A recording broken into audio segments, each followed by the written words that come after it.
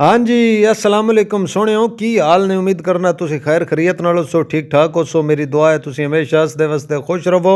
जनाब मैं मोहम्मद हसनैन तो तुसी वेंदे पे हो यूट्यूब चैनल हसनैन सरगाना। हाँ जी जनाब तुसी वेंदे पे हो तरक्की दी एक और सीढ़ी ते साडा पिंड कामयाब हो गया। माशाअल्लाह जी माशाअल्लाह, हुण ते साडे पिंड तरक्की तरक्की हो रही है। अगे जी वाणियां हुंदियां ते रोज रोले रप्पे पए होए हुंदे आ, रोज कड़कार पए हुंदे आ, ते हुण सोहणी तरह नाला गवर्नमेंट बना दिता है ते चस आ गई है। साडा बिरा पानी डड़ाया बाहर कड्ढने नूं को गवर्नमेंट नहीं आख्या भी तू विचों कड्ढो, सिर्फ उच्चा करवाने वास्ते पानी पे कड्ढदा। ए जनाब मिस्त्रियां दा आख होने ठेकेदारां दा भी जिन्ना जिन्ना अपने घर अगे पटड़ियां बनवाणियां ने पुलां बनवाणियां ने ओ जनाब फटियां लै आओ ते पुलां बनवाओ। हुण जी हर बंदा कोई फटियां दा बंदोबस्त कर रहा है, कोई कुआड़ी दा बंदोबस्त कर रहा है, ते कोई दरखाना वाल बजाई ली जांदा है। ते हर बंदे नूं काल तप्पी होई है भी मते साडी पटड़ी बननी ना घर दे बूहे दे अगे ना रह जावे, ना साडा मतलब है किसे मुड़ लिलवात भी नहीं ले। क्यों जे जेड़ा एक वारी रह जावे वो मुड़ रह जांदा है, मुड़ आप नूं कराना पै जांदा है। ये अल्लाह दा बड़ा शुक्र होया जेड़ा साडा नाला बन रहा है। क्यों जो अगे वाणी हुंदी आई ते बड़े रोले पए हुंदे आए ते बड़े रफड़ हुंदे आए। असां भी ये सहूलत अपनी जिंदगी विच वेखणी आई। मेरी भी दुकान अगे एक शटर दे अगे बन गई आई ते एक शटर अगे रंदी आई, सिर्फ फटियां कोई नहीं लभियां ते मैं भी मुड़ भज नस करके अपनी डारी ते गया ठो ठो फटियां आंदियां भी मेरी पुली ना रह जावे।